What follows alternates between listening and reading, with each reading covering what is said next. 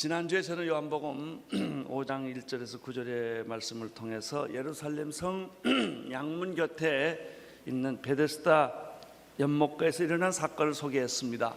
38년 된 안진뱅이가 일어나 자리를 들고 걷게 된 사건입니다. 이것은 단순히 예수님께서 병을 고쳐주신 하나의 사건이 아닙니다. 이것은 구약 종교의 기대와 희망이었던 메시아의 도래, 약속의 성취를 의미하는 아주 중요한 사건입니다. 베데스다 목가에 모여 있었던 수많은 불치병 걸린 병자들의 상황은 구약 종교의 모든 것을 보여주는 것입니다. 우리가 지난주에 보았듯이 예루살렘 성이 있었고 양문이 있었고 그리고 불치병들이 모여있는 베데스다 목가가 있었습니다.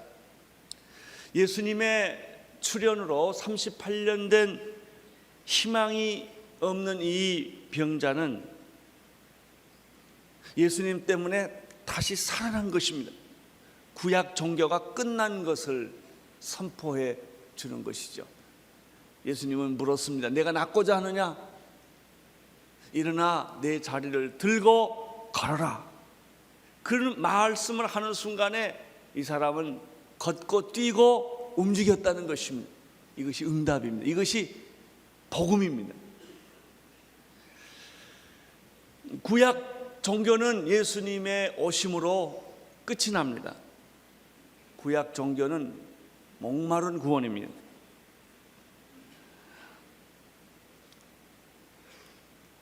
예루살렘의 그 유대인의 신앙의 상징인 예루살렘 성은 예수님께서 하신 말씀, 내가 이 성을 헐라 내가 3일 만에 다시 지으리라라는 말로 종지부를 찍습니다. 예루살렘에 있는 양의 문은 예수님께서 내가 양의 문이로다라는 말로 종지부를 찍습니다. 베데스다에 있는 그 연못으로 물을 먹었던 수많은 목마른 사람들, 불치병 환자들은 예수님께서 내가 너에게 영원히 목마르지 않는 샘물을 주리라 라는 말로 종지부를 찍습니다. 그리고 많은 불치병자들에게는 일어나 내 자리를 들고 걸으라 라는 말로 종지부를 찍습니다. 여러분, 구약 종교는 종지부가 찍혀졌습니다. 목마른 제사와 구원은 끝난 것입니다. 왜냐하면 예수 그리스도께서 세상에 오셨기 때문에 그렇습니다.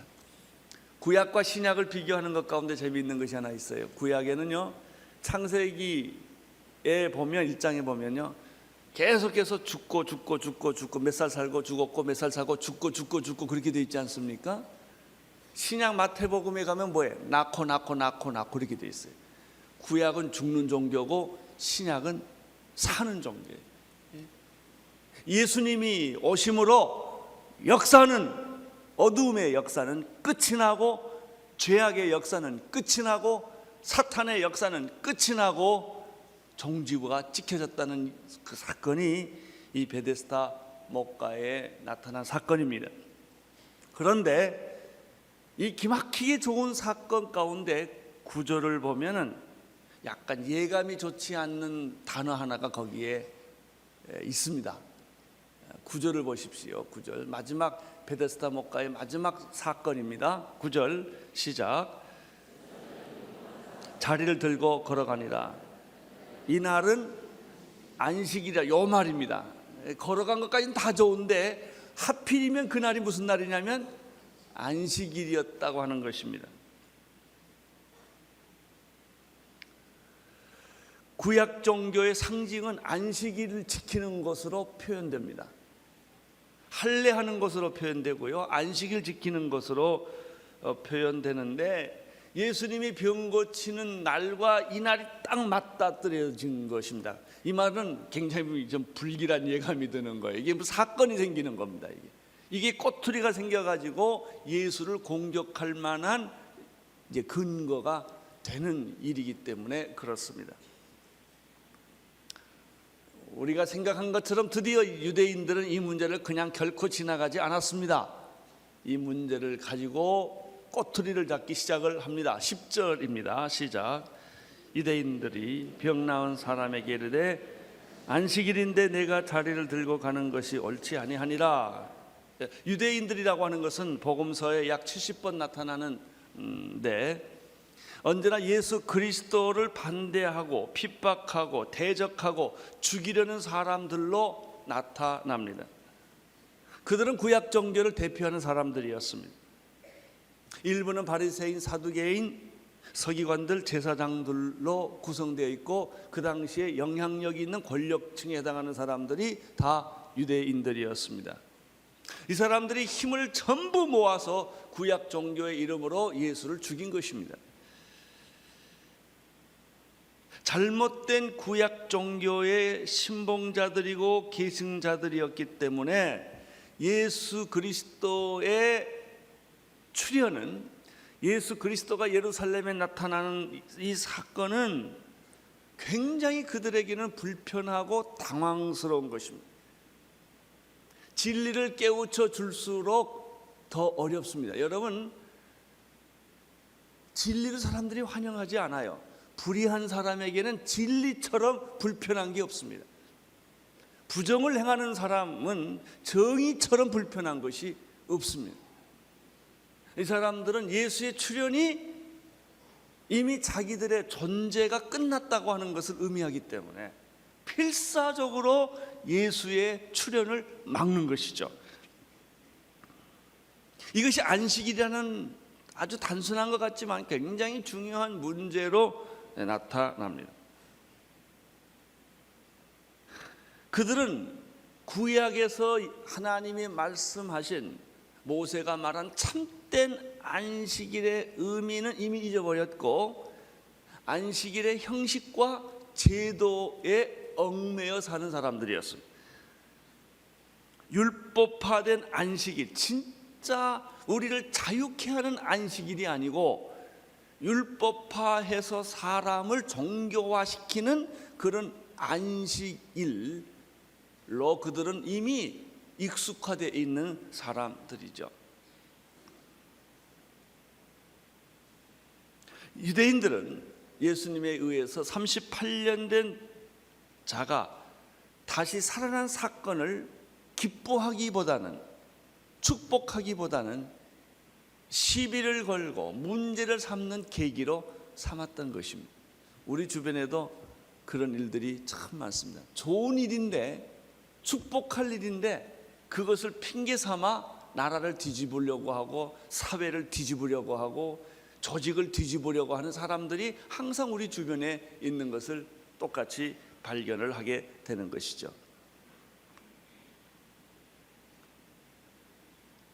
그들은 이 38년 된 병자가 자리를 들고 일어나 걷게 된 이 사람의 감격과 기쁨에는 전혀 관심이 없습니다. 얼마나 좋았어, 이런 데는 전혀 관심이 없습니다. 예수님이 38년 된 병자를 고치신 그 놀라운 능력과 그 사랑과 그 위대함에 대한 감동도 존경도 일체 찾아볼 수가 없습니다. 오로지 이 사람들의 관심은 밥그릇 싸움에, 자기의 권위의 실추와 영향력의 감소와, 그리고 자기들이 그렇게 신뢰해왔던 형식화된 율법화된 구약 종교가 상처받는 것에 대한 분노만 있을 뿐이었다는 것이죠. 그런 얘기가 11절, 12절에서 찾아볼 수 있습니다. 11절, 12절을 보십시오. 시작.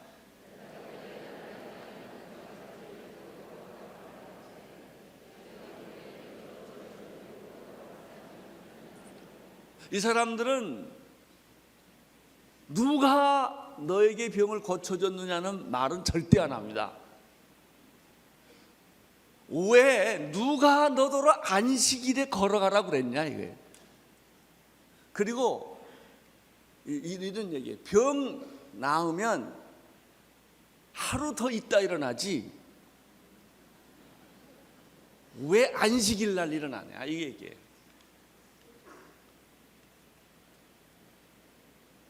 병자는 말합니다.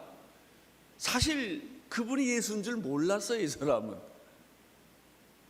어떤 분이 자기를 보고 자리를 들고 일어나 걸으라 라고 해서 그 말씀대로 진짜 걷게 된 거예요. 내가 누군지를 모르겠습니다. 이렇게 대답을 했더니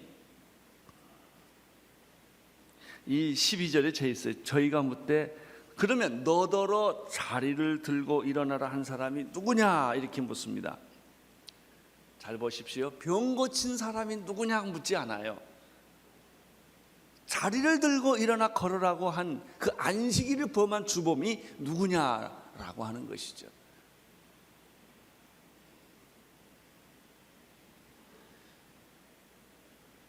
우리 주변에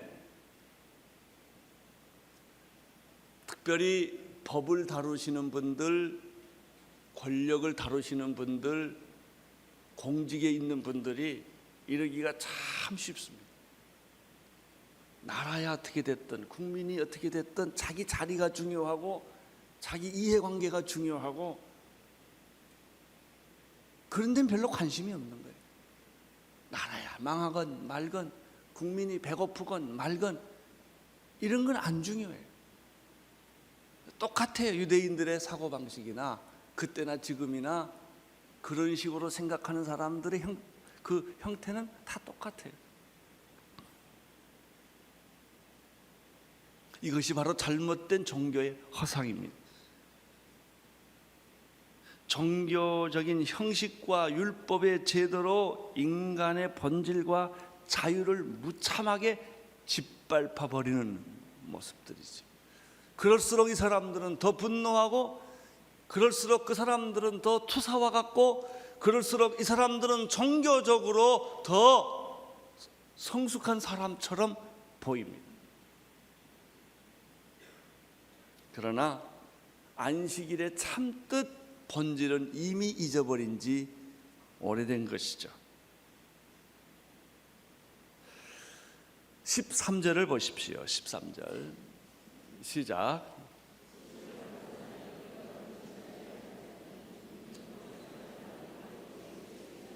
왜 이 사람이 예수를 잘 몰랐을까요? 예수님이 만나서 몇 마디 해서 자기 병을 고쳐줬는데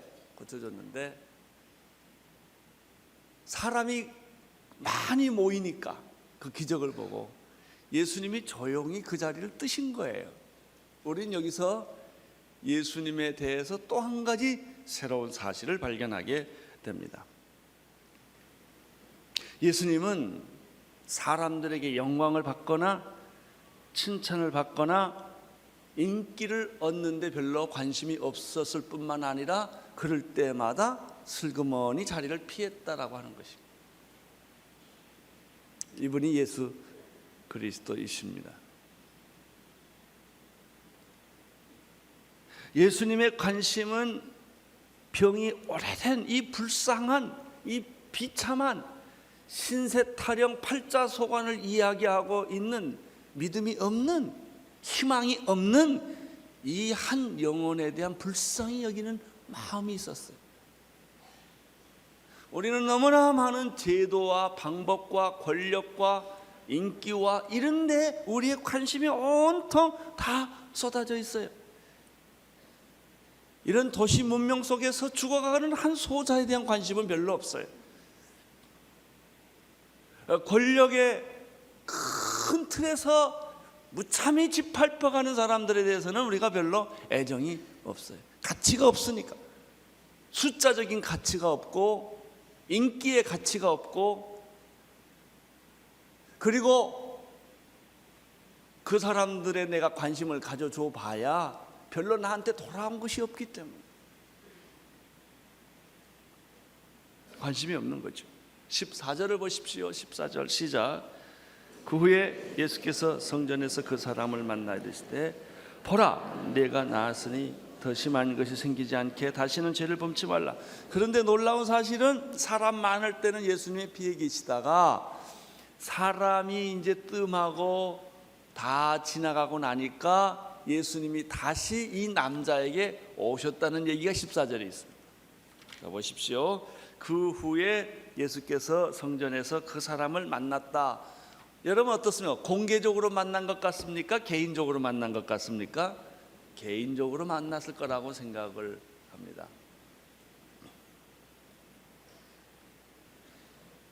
왜 만났을까요? 그 뒤에 설명이 있습니다. 이 남자한테 꼭 해주고 싶은 얘기가 있어서 만납니다. 우리는 여기서 치유라는 것, 병 고친다는 것에 아주 놀라운 의미를 발견하게 됩니다. 육신의 병을 고치는 것은요, 치유의 반에 해당합니다.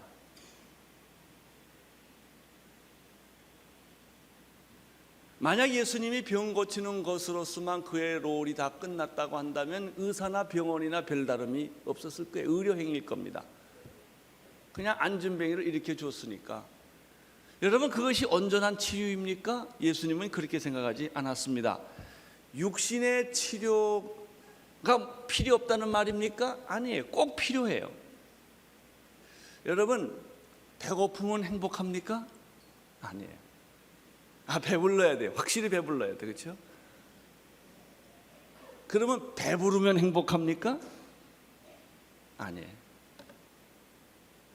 그래서 우리는 일단 배가 부르고 등이 따뜻해야 돼요. 병들면 불행해요. 비참해요. 병 나아야 돼요. 그러면 내가 육신적으로 건강했다고 그 사람이 행복하냐 이거예요. 아니에요. 진짜 행복은 건강에서부터 시작되지만 완성은 아니라는 거죠. 완성은 어디예요? 마음이 행복해야 돼요. 정신이 행복하고 영이 행복해야 된다는 거죠.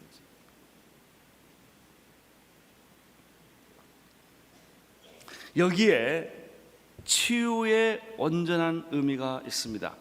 진정한 치료란, 여기 계시는 많은 치료하시는 의사 선생님도 계시고 또 병원에서 근무하시는 분도 계시지만 환자를 다룰 때 그 몸을 치료하는 것은 2분의 1에 해당합니다. 진짜 의사는 그 영혼을 치료해야 합니다. 예수님께서 그 병을 고쳤을 뿐만 아니라 정신적으로 영적으로 방황하고 있는 이 남자에게 다시 조용히 찾아가서 두 번째 치유를 해 주신 것이죠.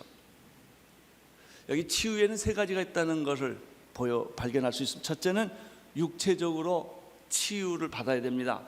질병에서부터 자유를 받아야 되고요. 모든 육체 불균형에서부터 자유를 받는 거예요. 그러나 그보다 한 단계 더 높은 치유는 정신적 치유입니다. 방황, 좌절, 절망, 허무함, 삶의 무의미, 이런 것에 대한 방향과 해답을 주는 치유입니다. 이것보다 한 단계 더 높은 치유가 있습니다. 영적 치유입니다. 죄와 사탄과 죽음의 문제를 해결해 줄 수 있는 치유입니다.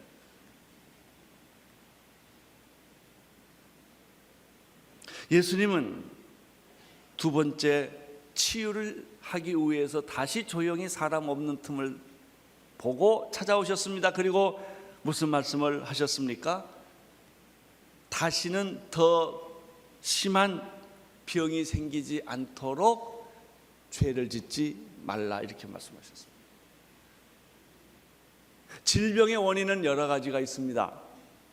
자연적이고 환경적이고 유전적인 이유로 병이 듭니다. 내가 무슨 죄 지은 것도 아닌데 부모님의 유전 때문에 내가 병 가질 수도 있고요, 무리해서 병 가질 수도 있고요, 환경의 이유 때문에 병 가질 수가 있어요.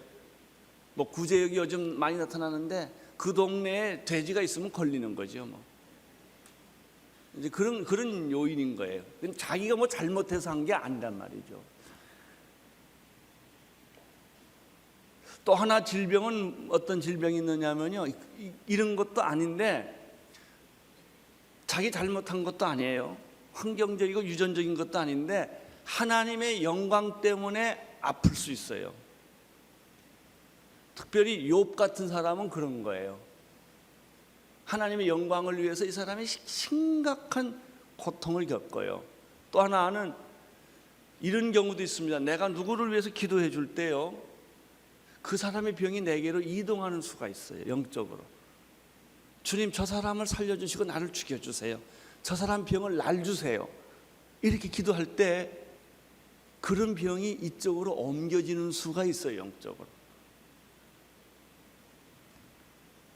그러나 오늘 예수님이 지적한 경우 세 번째는 이것도 저것도 아니에요. 죄를 많이 진 사람은 그 대가로 병을 가질 수 있다는 겁니다. 그래서 우리가 병들면 제일 먼저 생각하는 게 자기 지나간 과거의 죄를 빨리 회개하잖아요. 그것이 본능적으로 오는 이유는 바로 이 이유 때문에 그래.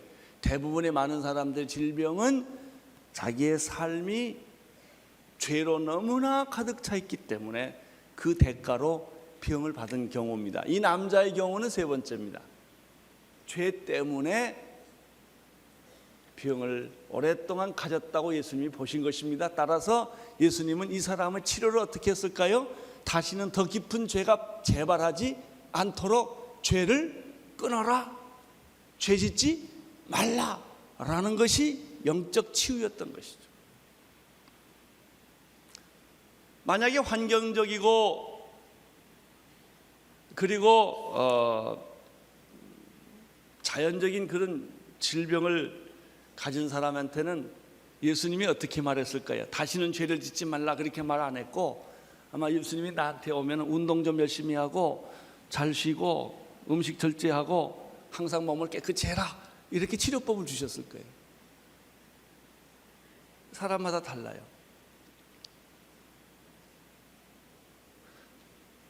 또 어떤 경우에는 어차피 이 병은 하나님의 영광을 위한 병이니까 그냥 아파라.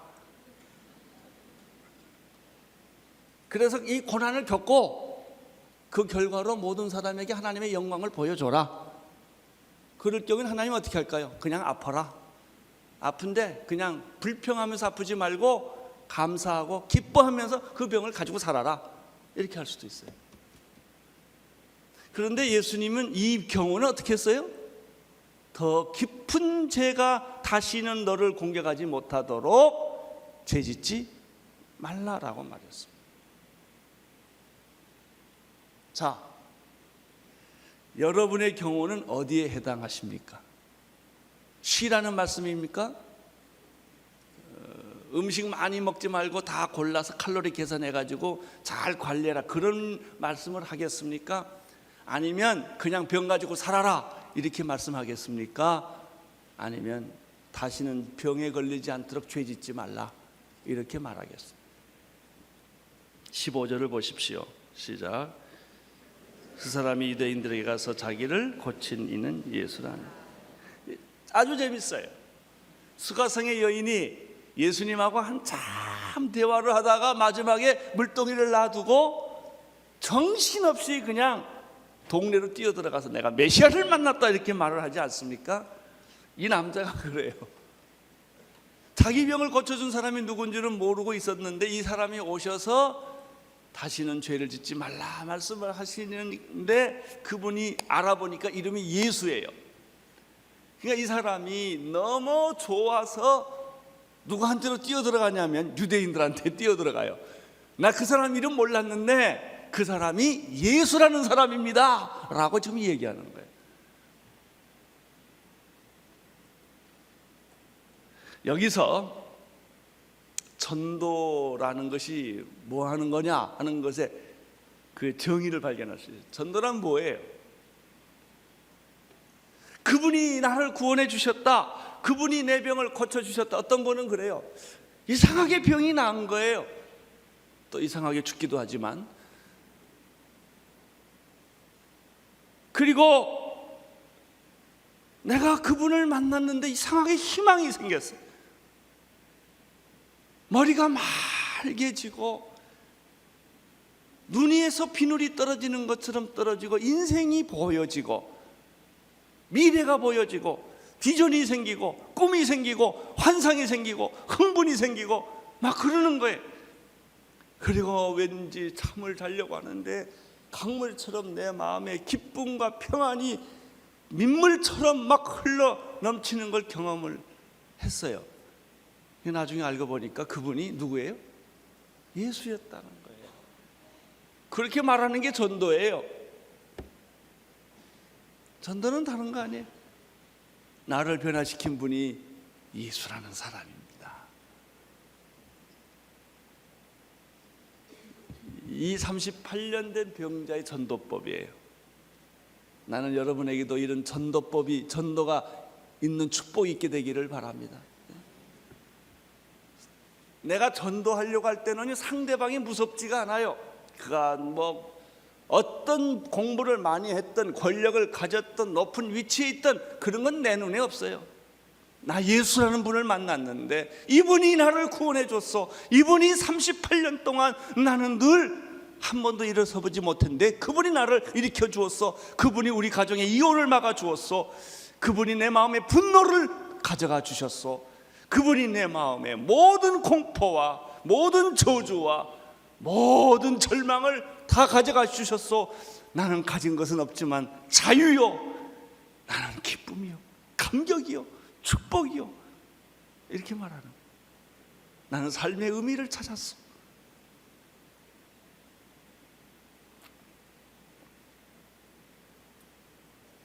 그분이 예수요, 그분이 예수요, 이렇게 말하는 것입니다. 16절을 보십시오. 시작.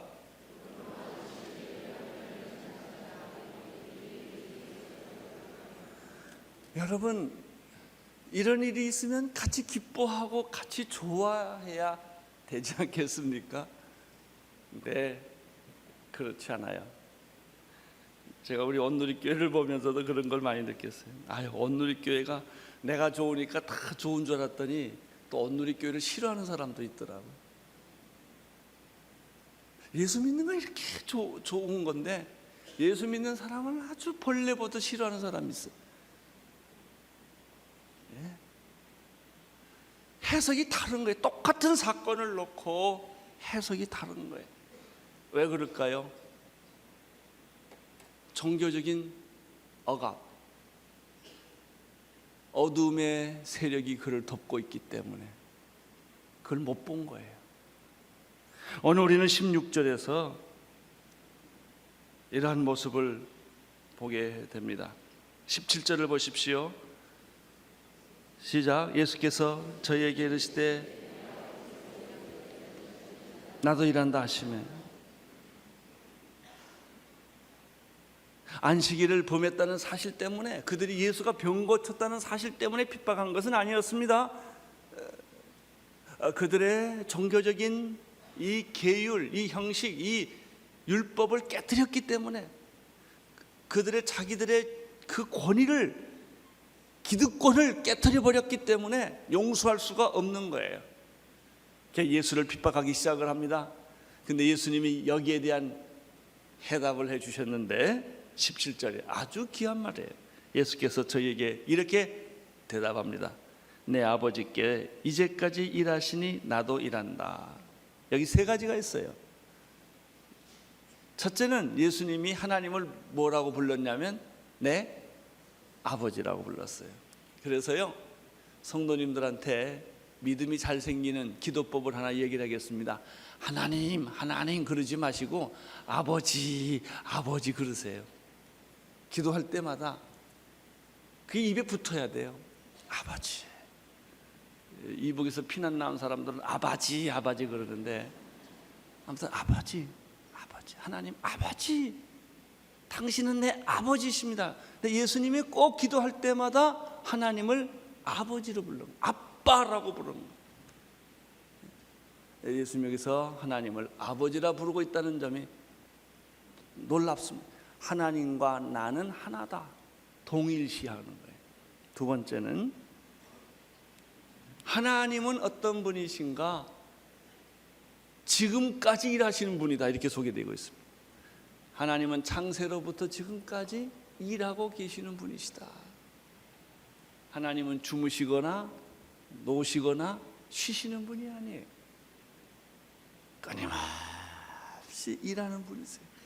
아버지가 일하니 나도 일한다 이렇게 되어 있습니다.